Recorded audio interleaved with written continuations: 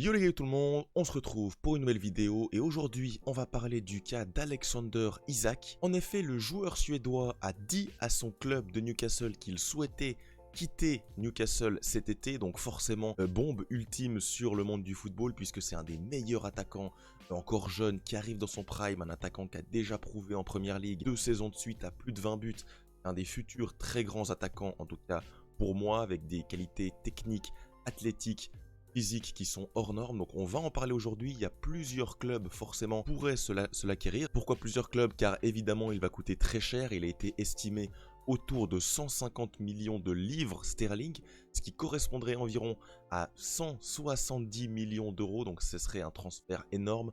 Ça serait potentiellement le troisième plus gros transfert de l'histoire du football derrière Neymar et Mbappé, juste devant Philippe Coutinho. Donc voilà, on va parler de tout ça. Il y a forcément quelques clubs qui ressortent un peu plus que les autres. Liverpool, le Paris Saint-Germain, des clubs saoudiens. Apparemment, ça serait un peu plus compliqué. Donc on va se concentrer sur les deux clubs présents sur la miniature pour cette vidéo, le Paris Saint-Germain et Liverpool. Juste avant que cette vidéo commence, les amis, merci à toutes les personnes qui prendront quelques instants pour s'abonner, pour liker, pour commenter. Ça fait toujours extrêmement plaisir. On est tout de suite parti pour cette vidéo.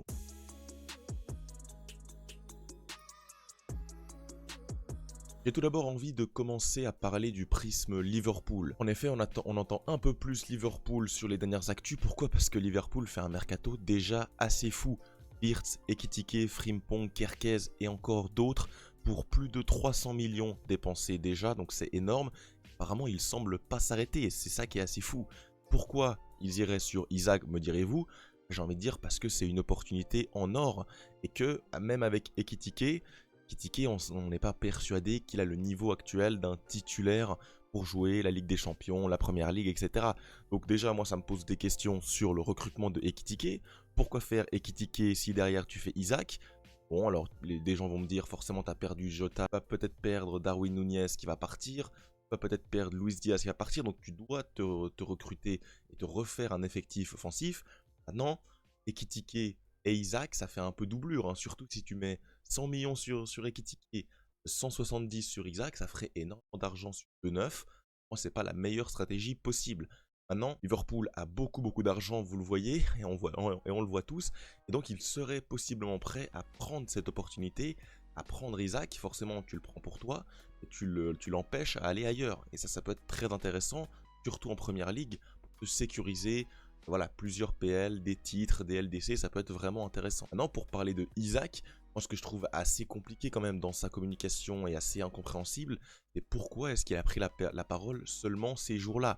Il aurait dû, pour moi, mettre la pression beaucoup plus tôt sur son club et informer tout simplement Liverpool ou d'autres clubs de l'intention de bouger bien avant. Parce que là, la situation, elle est beaucoup plus compliquée pour Isak parce que Liverpool a déjà recruté un numéro 9. Donc forcément, tu mets Liverpool dans une situation un peu plus compliquée que si Ekitike n'était pas encore là. Si Ekitike n'était pas là, ils auraient pu facilement changer de cible et mettre l'argent sur Isak. Or, Isak était encore intransférable il y a quelques jours. C'est depuis cette déclaration qu'il a dit tout simplement aux dirigeants de Newcastle qui souhaitaient partir, maintenant certaines pistes vont pouvoir s'activer. On a parlé de Liverpool. Liverpool pour moi ça reste la meilleure option.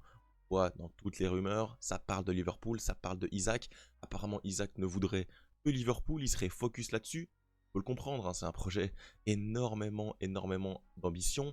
Avec du Florian Wirtz, pas du Rodrigo encore en fin de mercato, du Ekitike, Frimpong, Kerkez, déjà un effectif champion d'Angleterre, avec des éléments qu'on prolongé comme Mohamed Salah, comme Virgil van Dijk. C'est énorme, c'est une énorme équipe avec des énormes potentiels. Il va viser la Ligue des Champions dans les prochaines années, donc pour moi c'est très intéressant pour Isak d'y aller.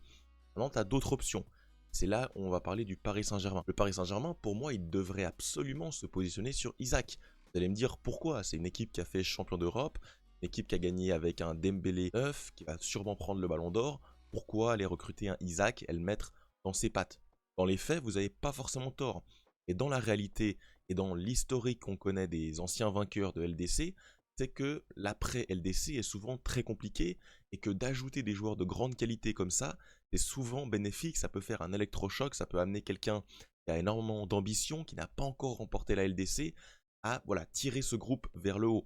En plus, on a parlé de Dembélé, moi je n'ai pas la conviction en moi que Dembélé peut faire 2, 3, 4 saisons dans cette même position avec une telle régularité. Peut-être que oui, Peut-être que non, on sait également que c'est un joueur qui est propice à des blessures, alors ça fait longtemps qu'il a été épargné, mais voilà, c'est pas impossible qu'il puisse rechuter. On ait des nombreuses blessures au sein de l'effectif du Paris Saint-Germain, c'est pour ça que, à mon avis, il faut recruter et recruter de la qualité en nombre. Alors ça parle de Zabarni, c'est très bien. Moi, si tu ajoutes un Isaac offensivement, déjà ça te permettrait d'avoir une ligne repositionnant Dembélé sur le côté droit, Para, Isaac, Dembélé, c'est énorme, avec du Doué, du Barcola en solution de backup. On parle de Isaac, pour moi, est un des meilleurs neufs au monde, tout simplement. Donc ça serait vraiment un ajout qualitatif. On pourrait pourquoi pas faire partir un Gonzalo Ramos qui est en point, en odeur de sainteté au club. On le sait, la différence avec Isaac, c'est qu'il a beaucoup plus de qualité technique. Il n'aurait aucun mal à se frayer un chemin dans ce système-là de Luis Enrique, venir décrocher, qualité technique, faire le pivot, exécution, rapidité, transition. C'est vraiment un joueur total. Qualité de la tête, qualité athlétique. Bref, c'est un joueur énorme. Maintenant, oui, ça va être très compliqué. Est-ce que le Paris Saint-Germain a envie, et la politique nouvelle, on le sait, moins recruter, moins dépenser d'argent? Est-ce que le PSG peut donc se positionner sur Isaac et poser 150 millions d'euros? Pas convaincu. Je suis pas convaincu que le PSG se mette dessus. Et je pense réellement qu'avec en plus tout l'argent qu'ils ont pu récupérer sur cette campagne, cette saison 24-25, Ligue des Champions, la Coupe du Monde des clubs et énormément d'argent, ils auraient les fonds, clairement, de dépenser. En plus, ils n'ont pas encore commencé leur mercato. Quand tu vois que Liverpool, Chelsea, Arsenal ont déjà dépensé énormément, rien de choquant à voir le PSG se bouger. En tout cas, voilà, on a parlé un petit peu du cas Alexander Isak. N'hésitez pas à me dire, les gars, dans les commentaires, ce que vous pensez le mieux pour Isak, le mieux pour les clubs. Pour moi, les mieux pour les clubs, bah forcément, si tu ajoutes un Isak voilà, à l'offensive de Liverpool, ça te ferait possiblement une attaque Rodrigo, Isak, Salah, ou alors, bon, Gakpo, Isaac, Salah, c'est énorme, avec un Florian Wirtz juste derrière, ça serait complètement dingue. Au Paris Saint-Germain, on en a déjà parlé. Même pour Isaac, alors moi je pensais franchement qu'il allait rester à Newcastle, et j'aurais un peu pu comprendre. Maintenant, c'est vrai qu'il a un salaire qui est très bas, il touche 6 millions annuels, il est même pas dans le top 3 des salaires à Newcastle, donc lui, il a bien raison, il a un statut pour avoir énormément plus de salaire, donc forcément, il privilégie un départ. C'est pas, moi si je suis quand même le dirigeant du club de Newcastle, j'essaye de lui faire re-signer un contrat, beaucoup d'argent, avec peut-être une clause libératoire. En effet, Newcastle, ils vont jouer la LDC, ça va être un club qui a besoin de compétitivité. Bon, ils sont déjà à la recherche d'un backup. Non, voilà, on le sait, Newcastle, c'est pas l'endroit où il faut être pour gagner des titres. Et Isaac, c'est un attaquant qui est ambitieux, qui a des vues sur des récompenses personnelles, collectives, des grands titres. Et Newcastle, bah, c'est pas là où tu peux faire vraiment la différence. Donc je comprends Isaac.